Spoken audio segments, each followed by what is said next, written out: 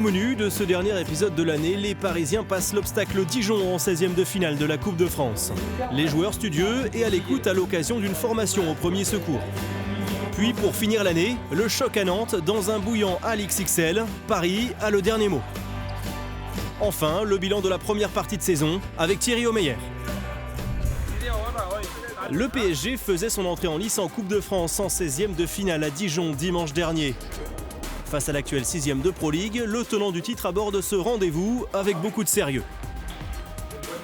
C'est l'occasion notamment de voir à l'œuvre les jeunes du centre de formation. Face à une équipe décomplexée et accrocheuse, Paris fait déjà un écart significatif en première période.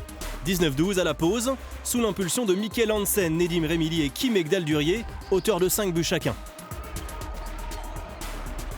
Après la pause, Paris va petit à petit relâcher la pression mais va s'imposer sans difficulté 29-25. Direction les 8e de finale pour le quadruple vainqueur de l'épreuve.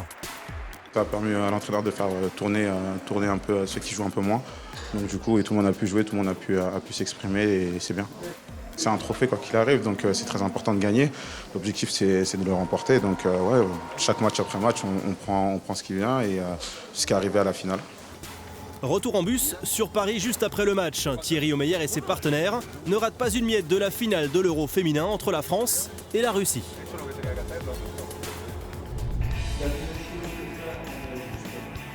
Studieux, concentrés et très à l'écoute, les Parisiens participaient en début de semaine à une initiation aux gestes de secours. Une formation effectuée par un médecin urgentiste du SAMU. La théorie dans un premier temps, puis la pratique, avec notamment Viran Moros dans le rôle du cobaye. Un moment d'échange dans la bonne humeur et enrichissant pour les joueurs. Appuyez sur le bouton.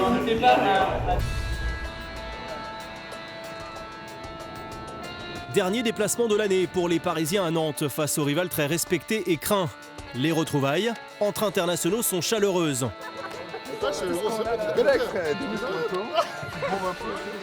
L'enjeu est simple pour Paris, conserver sa première place et distancer son dauphin dans un Hall XXL plein et bouillant. Le H met d'entrée la pression sur le leader du championnat. Valero Rivera est adroit à la finition. Paris est mené 5-1 puis 7-2. Mais le champion de France ne s'affole pas. Rodrigo Corrales est encore très solide. Et Sander Sagosen montre la voie. Paris est bien lancé face à une équipe qui ne lâche rien. Le combat est perpétuel en seconde période. À 7 contre 6, Paris fait mal à la défense nantaise. Nedim Remili fait parler son bras gauche. Puis on assiste au show de l'homme du match, Monsieur Mikkel Hansen. Auteur de 10 buts, le Danois marque à 8 reprises après la pause. Un récital. Le H subit mais ne s'avoue pas vaincu. Cyril Dumoulin puis Nicolas Clerc en fin de montée de balle relance le suspense. Et qui donne le coup de grâce au buzzer, l'homme providentiel Hansen. Au terme d'un bras de fer passionnant devant près de 10 000 personnes, Paris s'impose 30-29. On a montré notre qualité, notre qualité tactiquement en défense et en attaque. Je crois qu'on a très bien joué en 7 contre 6 et c'était la clé pour gagner ici à la fin. À la fin, Mickey il a fait un but incroyable qui nous a permis de gagner, de nous emporter ce match. Qu'à la fin, c'est qu'on a cherché la victoire ici à Nantes, mais comme tout le monde sait, l'équipe de Nantes, c'est une très belle équipe qui joue très bien en balle. Et comme tous les matchs qu'on joue contre eux, ce sont des matchs très serrés. Les Parisiens terminent la première partie de saison invaincus. Ils sont plus que jamais leaders, 3 points devant leur dauphin nantais.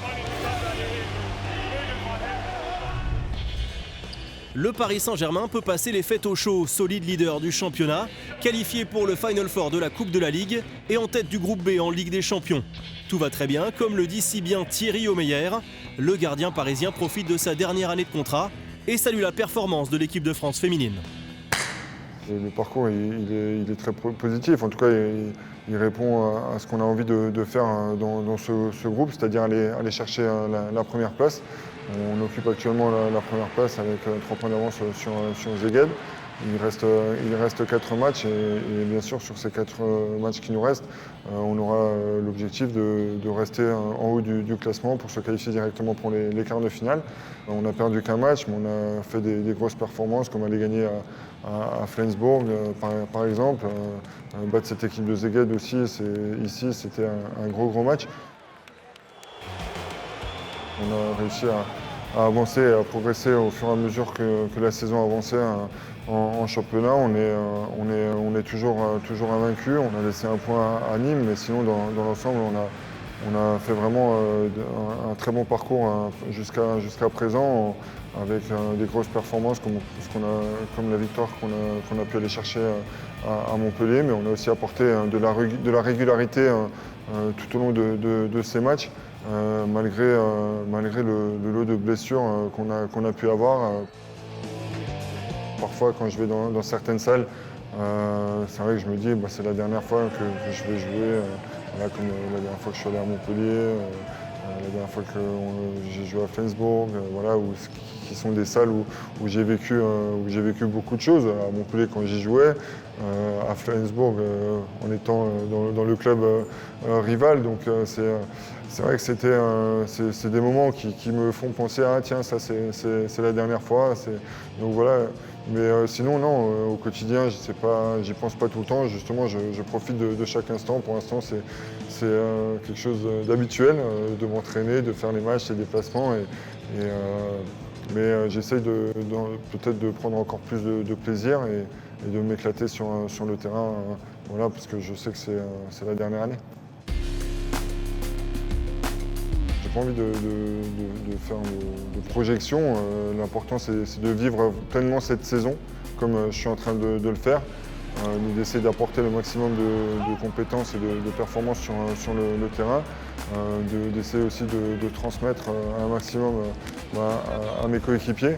Et puis après, c'est le sport, et le sport, on verra ce qui va nous réserver d'ici à la fin de la saison. J'ai eu l'occasion d'aller les voir en live pour la demi-finale. Et c'est vrai que c'était vraiment sympa de pouvoir les voir. Elles dégagent de la fraîcheur et en même temps de la sérénité. Elles sont vraiment, elles ont été vraiment épatantes tout au long de cette compétition. Et puis elles sont dans la continuité de ce qu'elles font maintenant depuis quelques compétitions, parce que c'est un deuxième titre d'affilée après le titre de champion du monde, mais aussi également une 4e médaille en 4 compétitions. Donc un chapeau à elles.